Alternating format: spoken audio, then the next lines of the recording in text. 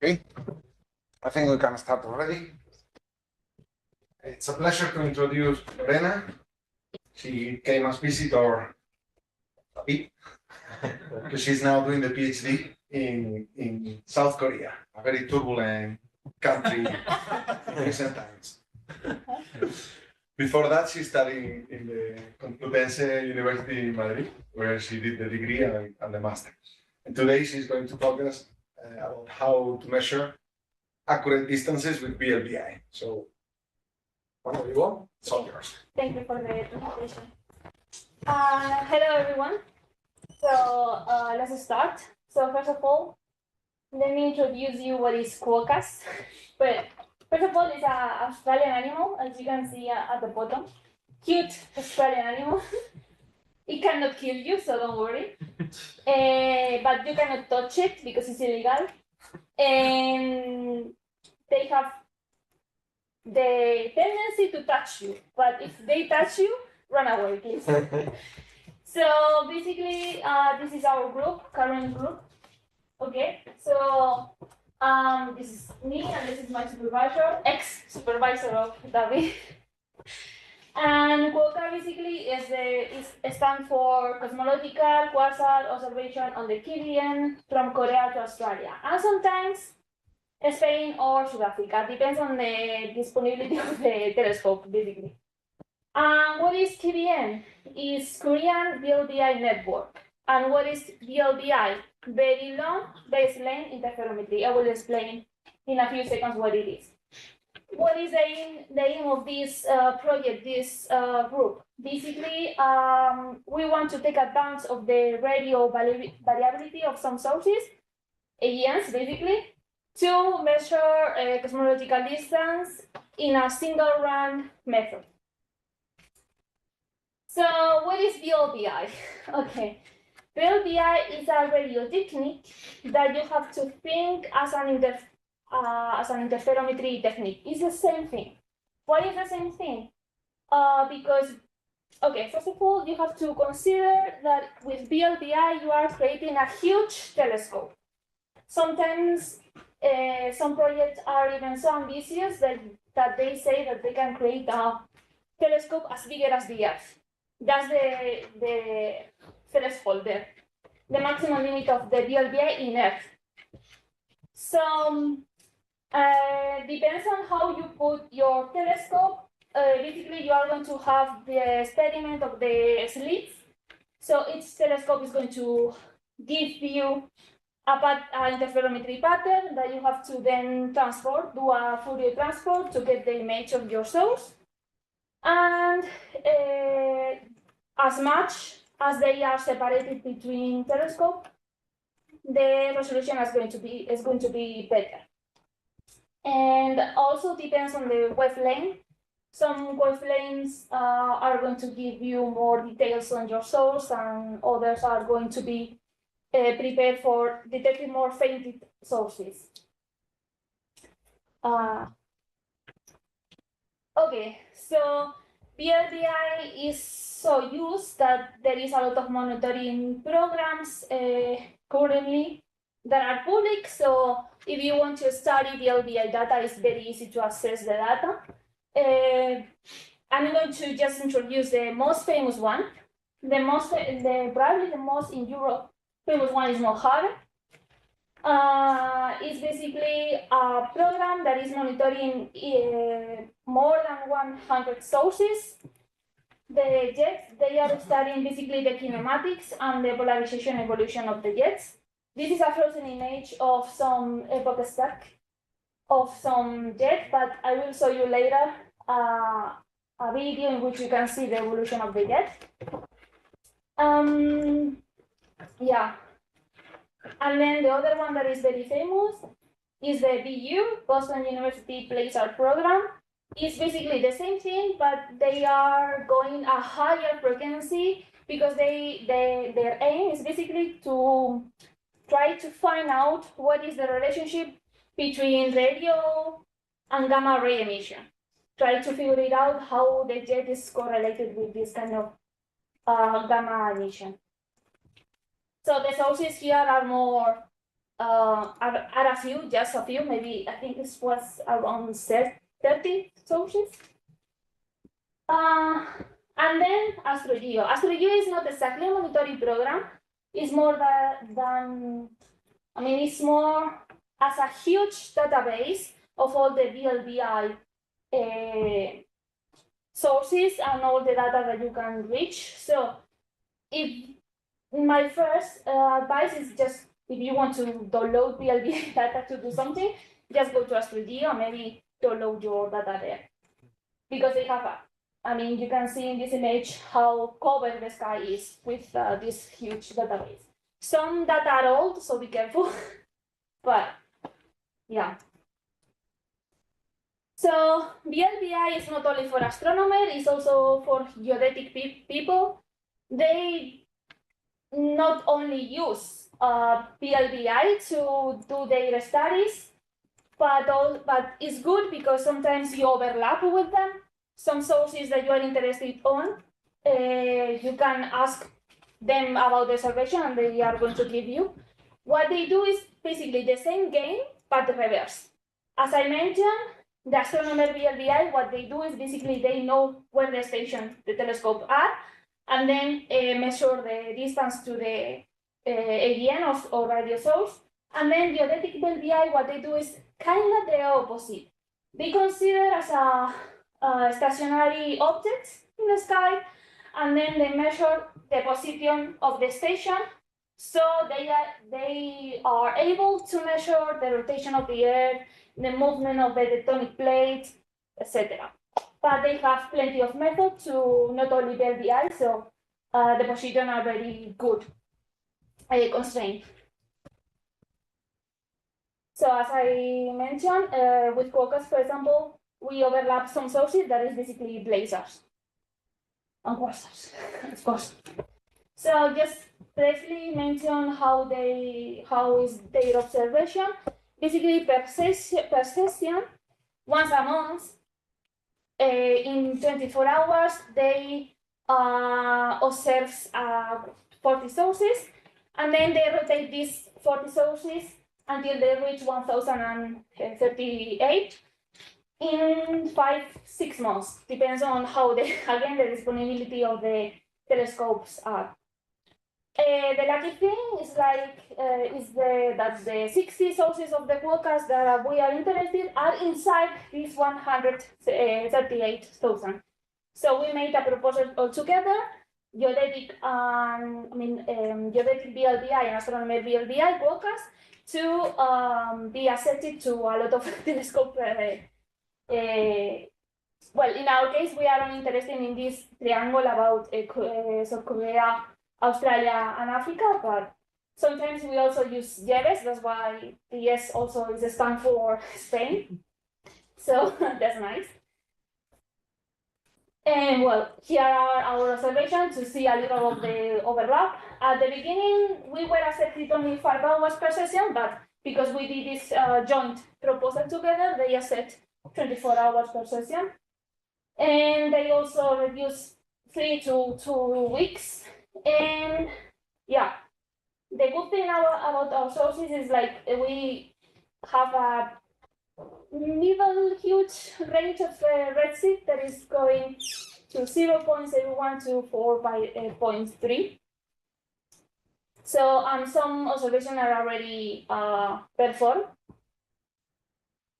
So another aim of the QUOKKAS is basically do similar to MOJAVE and BU in a sense that we want to publish all of this data so everyone can reach this data and do their own studies. Yeah, but just our part, not the geodetic part, just our 60 QUOKKAS sources.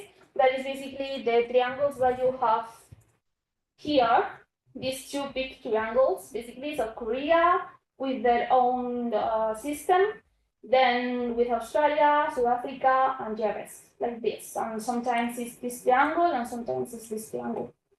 The good thing about using South Korea KBN is because they are multi-frequency. So you fix a frequency in the other telescope, but at the same time, because they are multi-frequency, you can also have the data of another frequency. So that's good for calibration, for uncertainties of your measure, and you will see later to have better life course, as we say. So I don't think I have to mention this, but just in case, distance, as we know in astrophysics, is just the space between our position in the Earth and the object that we want to measure. But there are different types of distance. The proper distance, that is basically the distance that you have when the time is fixed. You have the co-moving distance, that is the distance that it remains constant when the universe expands, basically is the distance in the co-moving frame. And then you have the angular diameter distance, in which QUOKKAS is very interested in, because it's a distance that you can get from the apparent angular size, and the apparent angular size is very easily to get from VLBI. And then you have the luminosity distance, that is basically the same thing, but instead of using angular size, you are just using apparent brightness of the source. So the good thing about the distance is if we know the distance, we can infer another properties, like for example, galaxy evolution, how the objects are moving in a period of time, and the most important part from my point of view, because I'm in this project, is be able to get and recover the cosmological parameters.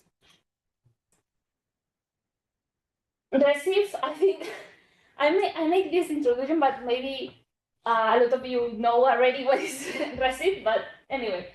So as we know, the redshift is just how the wavelength stretch or go wider or stretch because the object is moving. It could be because it has a proper velocity in the object, or just because the universe is expanding. And we have to be careful because when we are measuring redshift, we have the combination of both. Unless, again, the object is in rest, but that's not, that's very weird, I think. So cosmology, we know what is cosmology. Basically, it's the science that try to answer the big questions in the cosmos. That is, how old is the universe? What is the dark matter? How many percent of the universe is made by baryonic matter? How many percent of the universe is dark matter? These kind of things. And the good thing about cosmology is that allows you to use redshift as a proxy of the distance.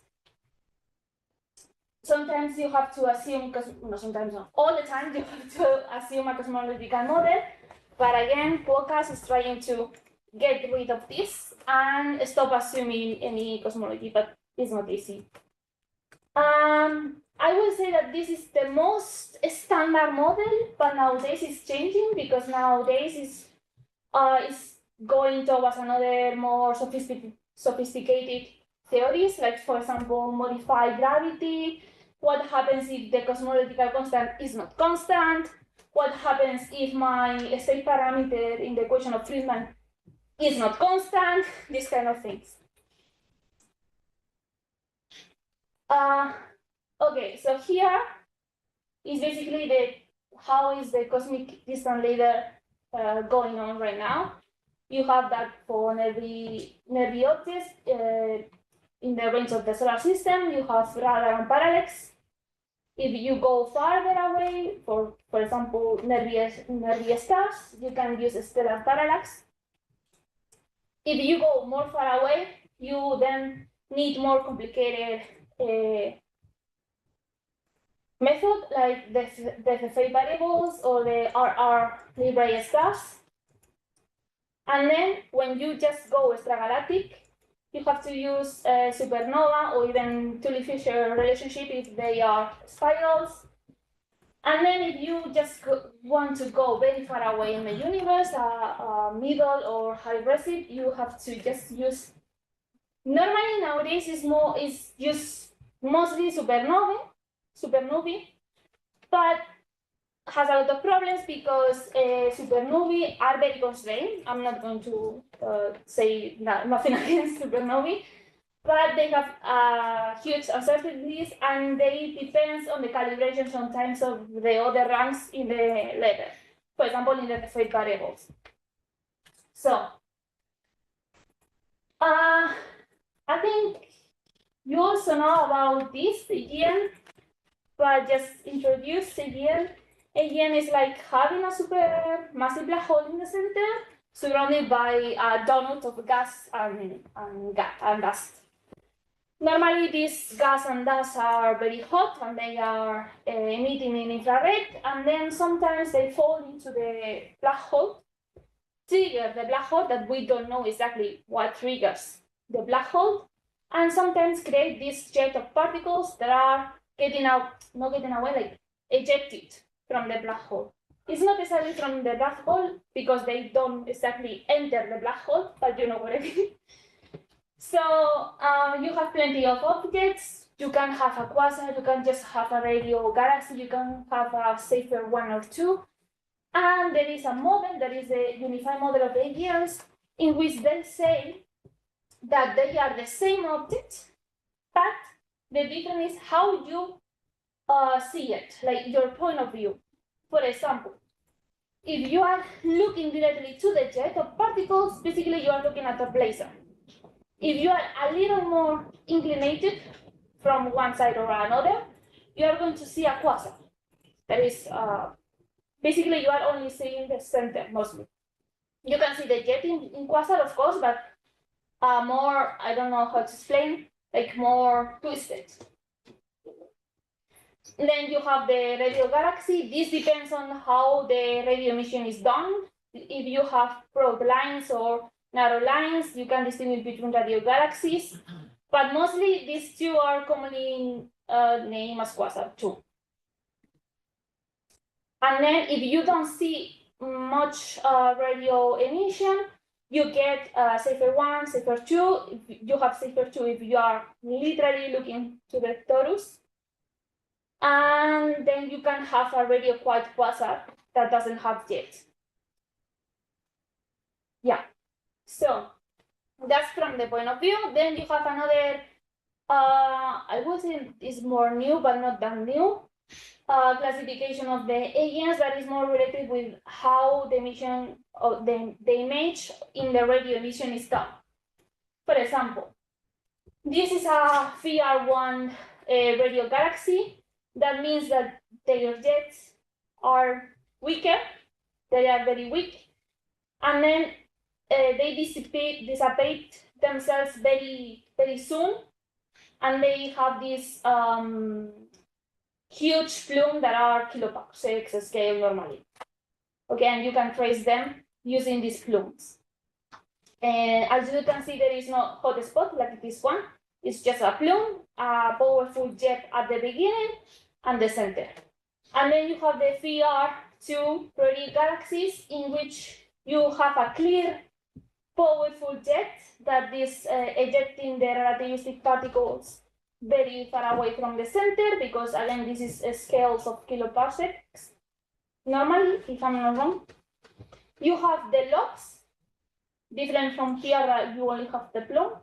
And then you have the hot spot of the lobe that normally they are created by some more ejected particles of the center, because there are shock waves inside the lobe that produce this kind of hot spot.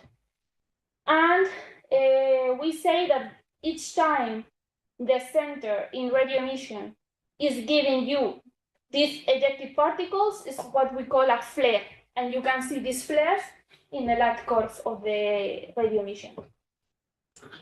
So here is what I told you when I present MOJAVE.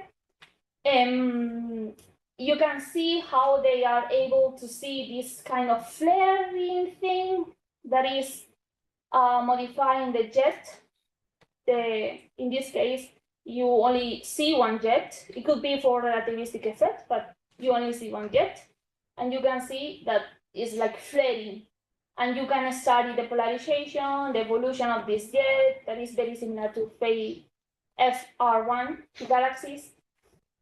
So what happens if we use AENs as a distance proof? What if we use also AENs to be in this cosmic distance letter? Because they have some advantages, right? They emit in almost all the electromagnetic spectrum, so you can have multi-messenger sources. Also, the good point of this is like you can have very close AENs to you and also very far away from you. So it's perfect for cosmology because you can cover the Hubble diagram. But there is a problem. As I told you, they flare. So they are too variable. It's like they are unstable. Okay, so pulling that way, I think it's not correct to say unstable, but I think you know what I mean. Sorry. So what is the solution? Make the problem your advantage, right? By the way, this is like a typical radio mission of this. I think it's the same source. Okay, so this is the typical one. So this is where QUOKKAS is trying to do basically. So creating a single rank method. So you don't need the other ranks of the cosmic distance letter to calibrate anything. So we take this flaring thing of the AGNs, measure, I will say later what we measure in the light codes, get the image, and then we can get the distance basically. What is our problem? Because if it is that easy, it was already made, but no. Our biggest issue is basically Doppler factors. We have to, because we are using this way of calculating distance, the time for the light to cross the entire source, we need the Doppler factor basically, because it's moving. So, this is what we call causality limited variable size. Is basically this equation by reverse, solved by the size instead of the distance. This is just, this came basically from the simple equation of the angular diameter distance. Maybe I can show you something, but just very quick, like this image here. Basically came from this equation. But we applied the proper correction of the Doppler factor and also the cosmology correction, because normally our aim is to point to quasar that already has this effect of the universe expanding. Okay, so why we need exactly the Doppler factor? As I told you, it's like moving. But why we did it? Because we are talking about relativistic particles in the jet normally. You have a few effects that they are only corrected by the Doppler factor. The first of all, and I think the most important one, is the apparent superluminal motion. This means that when you are studying the jet, how they are moving, you calculate the distance in the time, and then you get normally a velocity that is bigger than the speed of light. And sometimes it's so much bigger, like maybe 45 the speed of light. So that doesn't make any sense. So you need, of course, to correct this. You also have problems with the time dilation, because again, relativistic effect of the particles moving close to the speed of light. And then, of course, for the same reason, you have increased brightness. So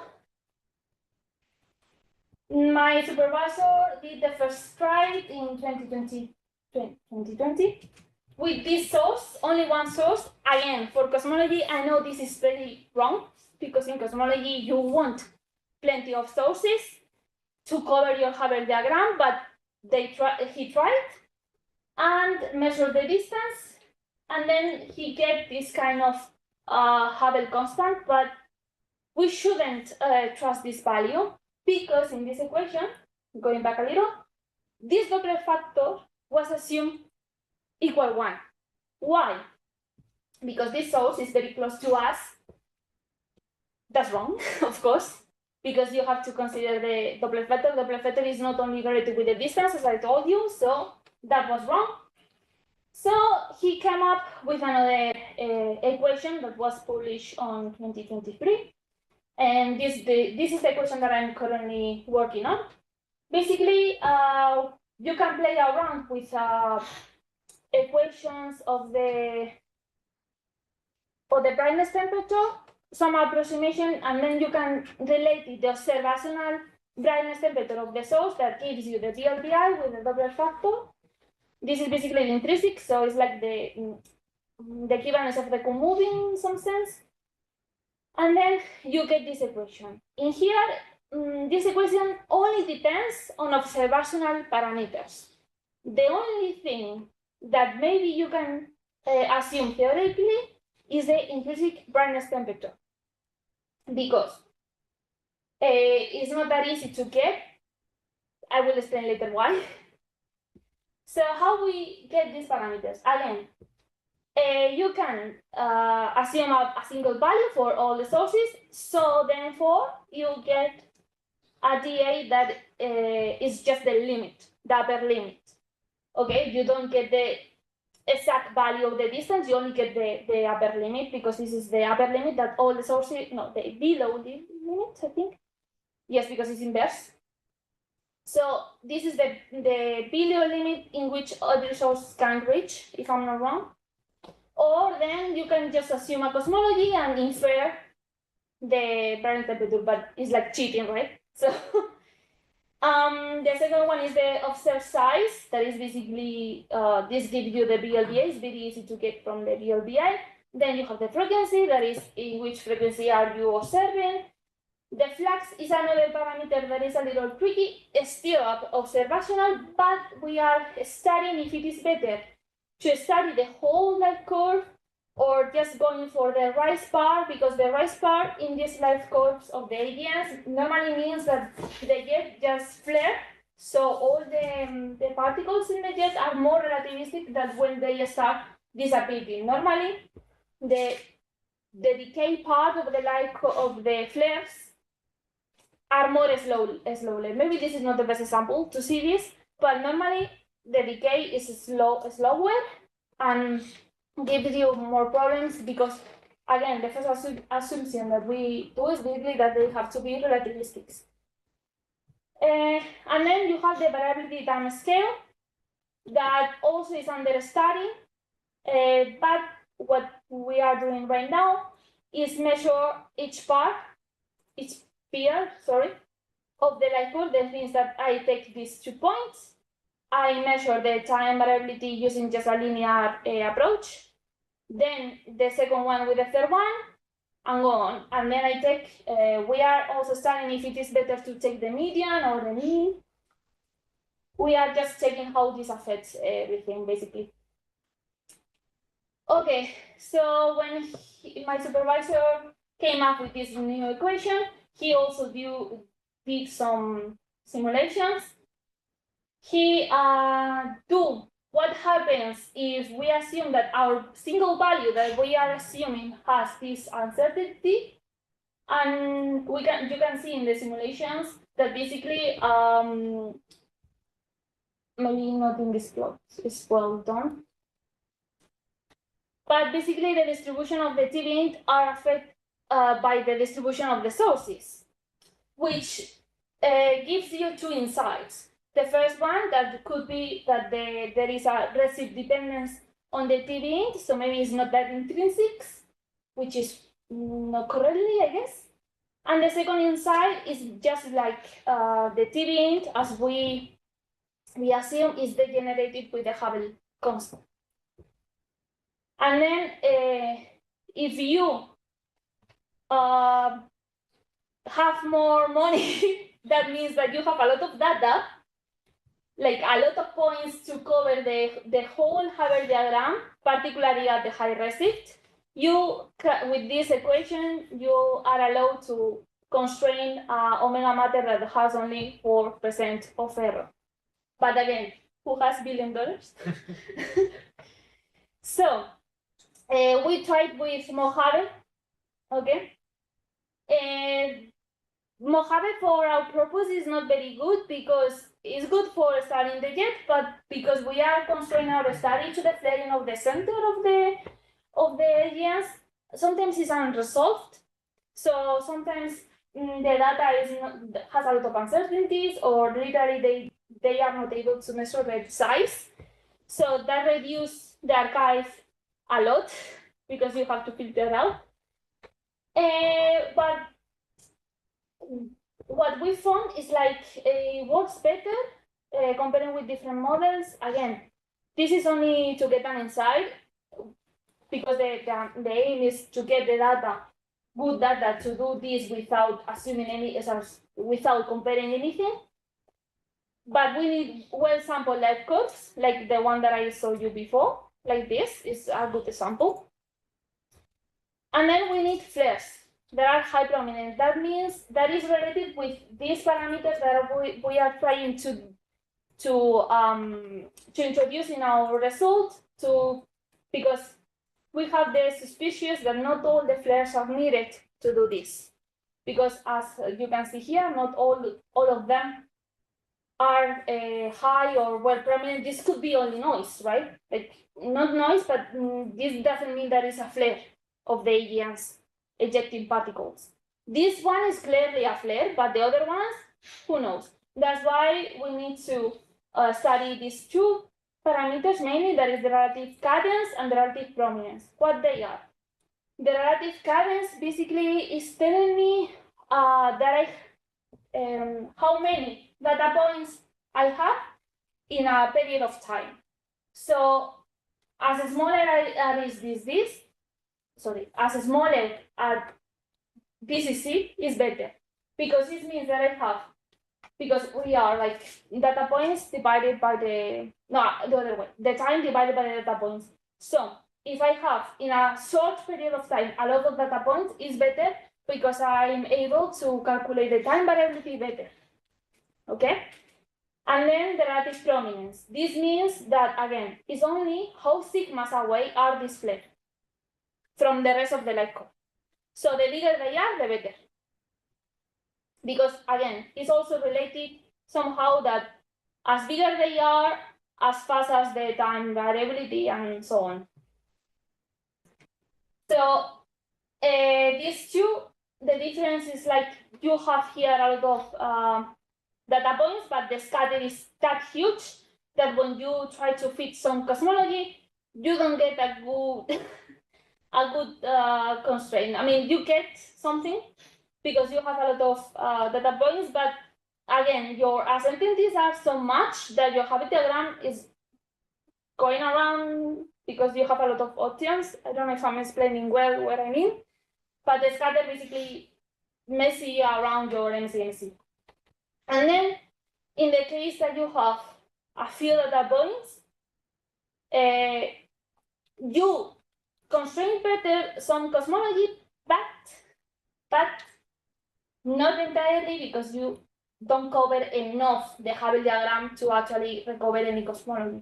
So you have a problem, because you need this amount of data, but with this scatter, right?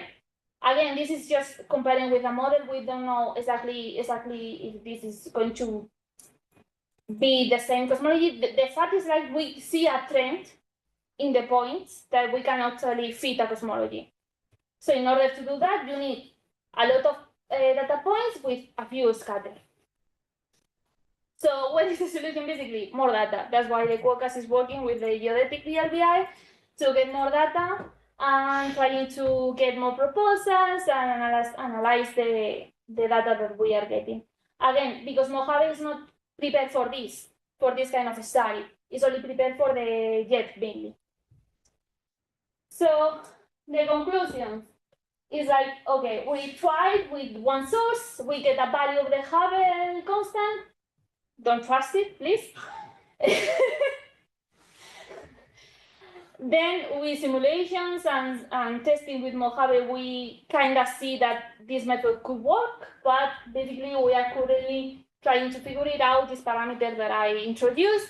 How can we work it out, how to reduce the scatter and such. This is basically what I'm doing right now. In this plot, there is a model. Again, it's just to get an insight to see if I can see a parallel trend to this curve. And you can see that there is no, the difference between the whole light curve and the only rise is not huge. So we still trying to figure it out what's going on with this. And this is still MOJAVE. There is no QUOKKAS data here.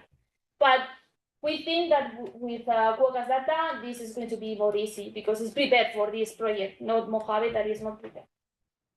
So, thank you.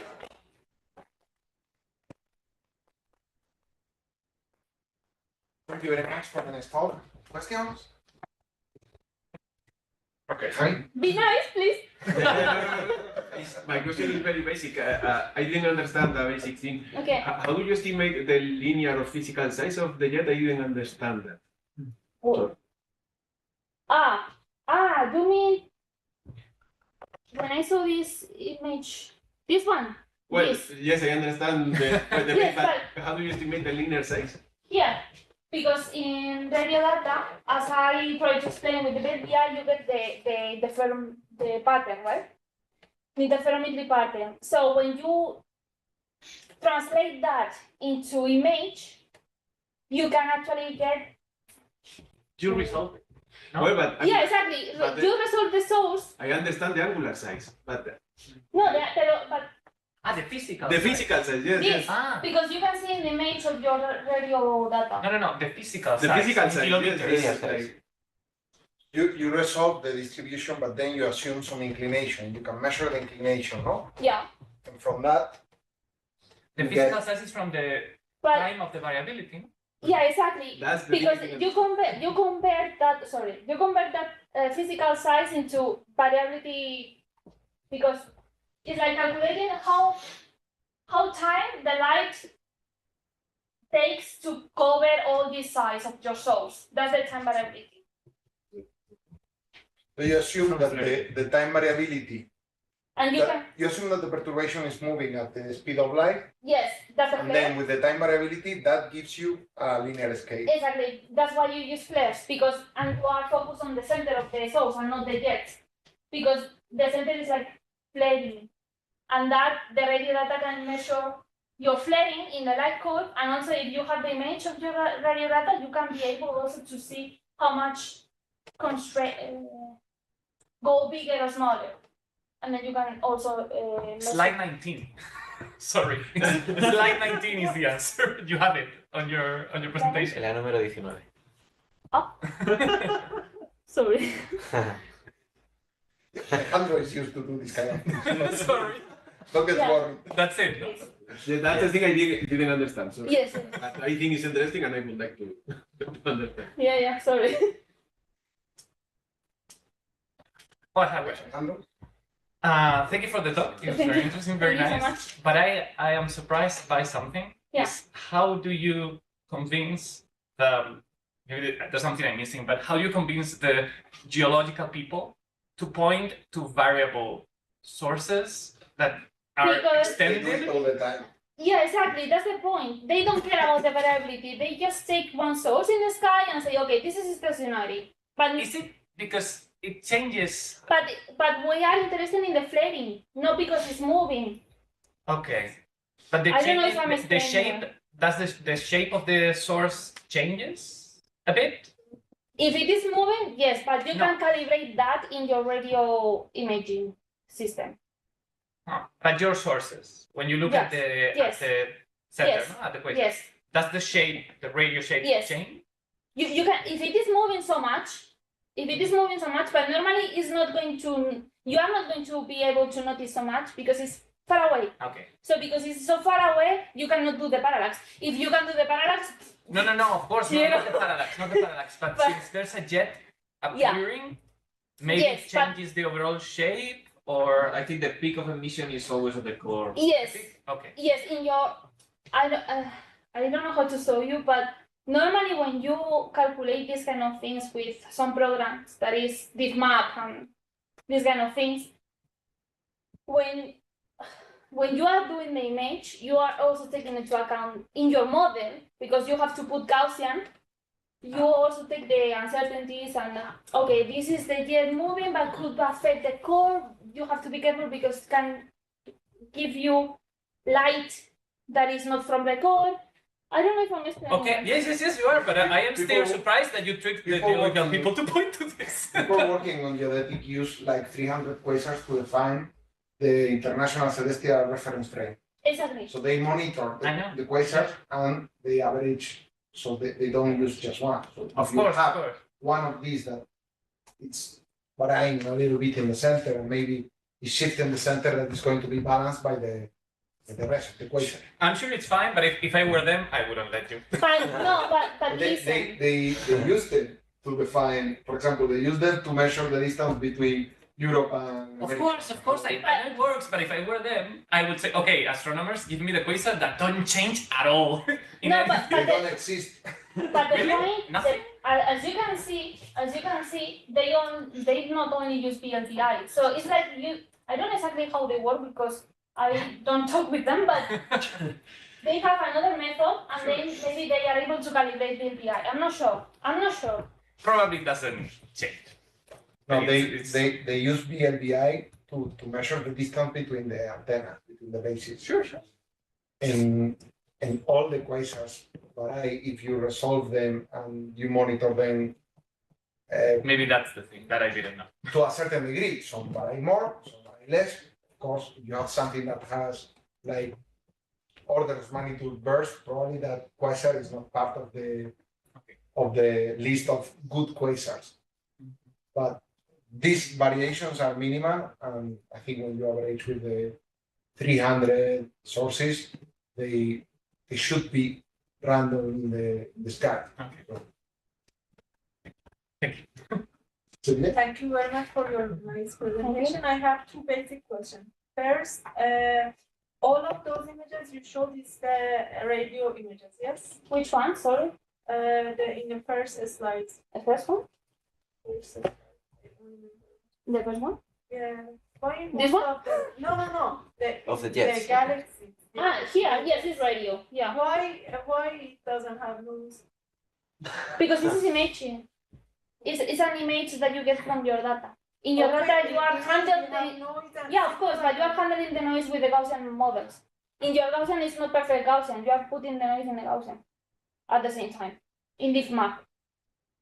It's some tools that the radio astronomer use with VLBI. to remove the. No, they don't This is a remove it. reconstruction, this is a model that Yes. reconstruct the distribution Okay. of the brightness in the Fourier transform of the brightness distribution. So Yes. this is a model that fits the data, not the data itself, because you are not taking images. Interferometer is sampling the UV plane, and then you have to reconstruct the image plane, no? So this is the Fourier transform of the model. Still, there's a few small contours. Is that noise or something else? No, that is I don't know how what is put in there. But Maybe. normally it's just the shape of your Gaussian in your model. Because, okay, this doesn't look very Gaussian. Because you sometimes take elliptical Gaussians to fix the model. This is what is called component 0 because it's a core. And normally this is component 2, that's why it has a Gaussian. And then it's like having like a 3D Gaussian here. So it's like the peak here, you have like two Gaussians in your model. Yes. But they are not spherical Gaussian, that's the thing. It could be elliptical. Or not even Gaussians, because they also use some method that is called clean, that allows you to put any parameters that you want in your model.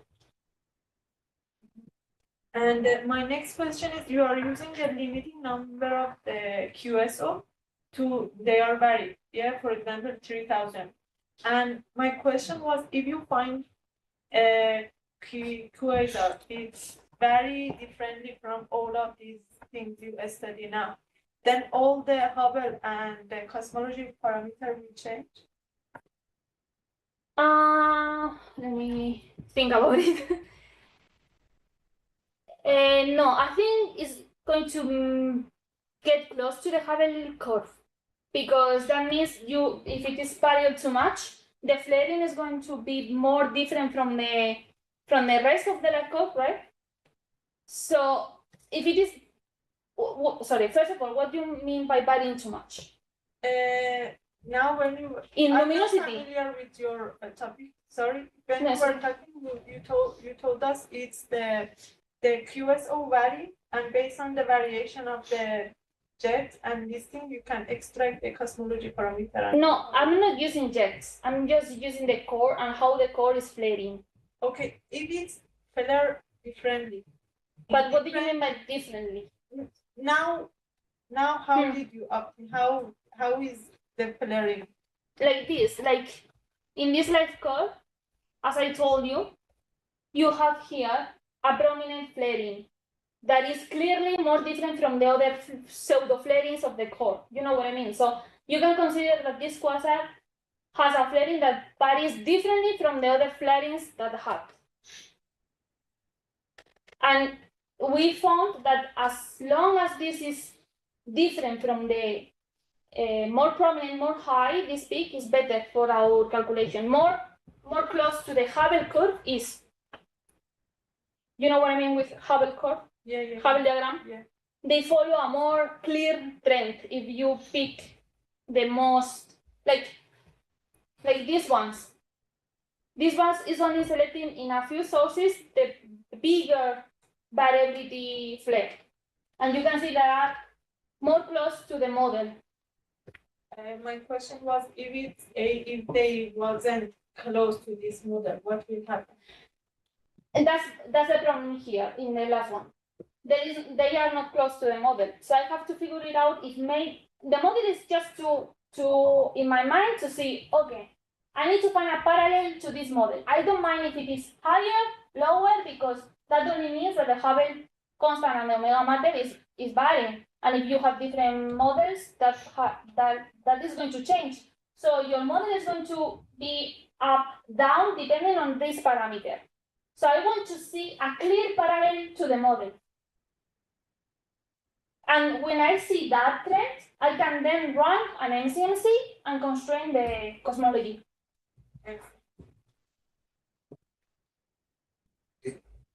Question? I have one. Problem. I still it's hard to understand, but I just wanted to ask if the size the angular size you measure, are you affected by the not recovering all the scales when you are using VLBI or synthetic image? You don't recover all the scales, especially the larger scale. So you try to measure a size, an angular size.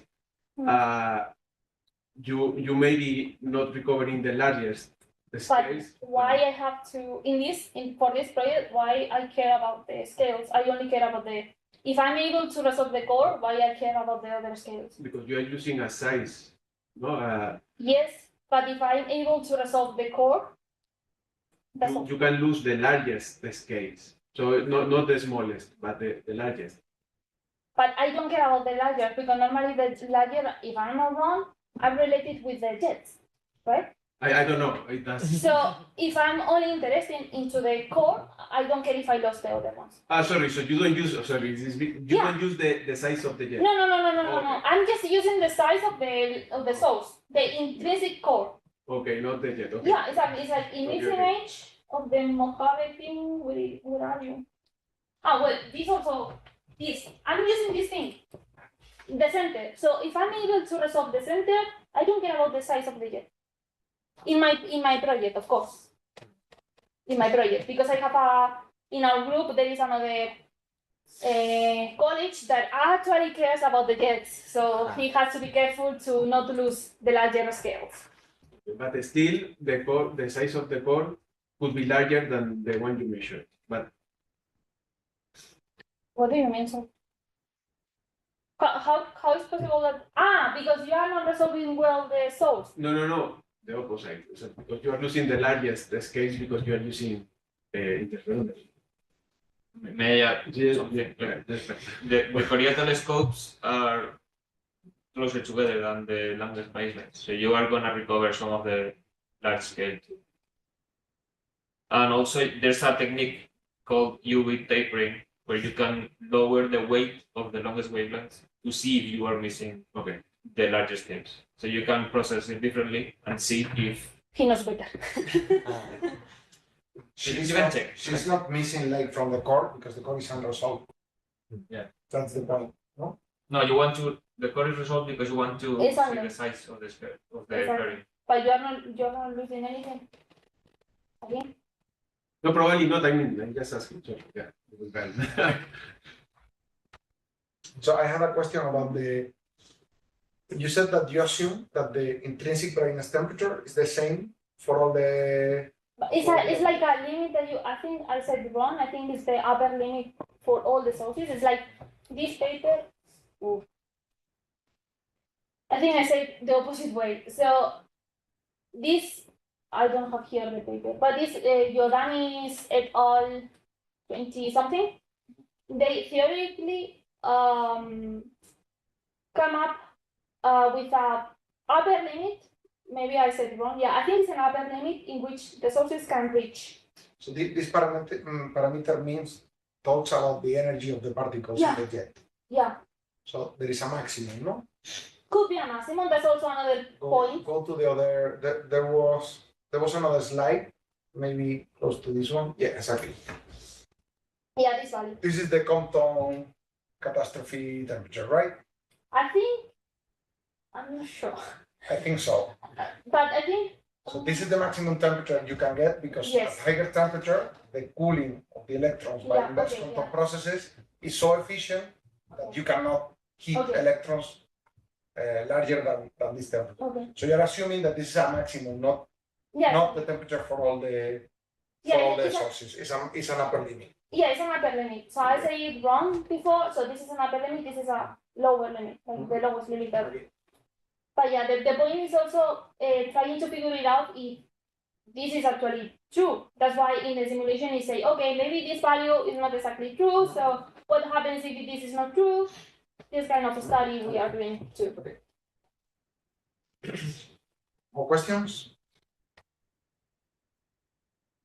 Okay, well, let's think again. Lorena.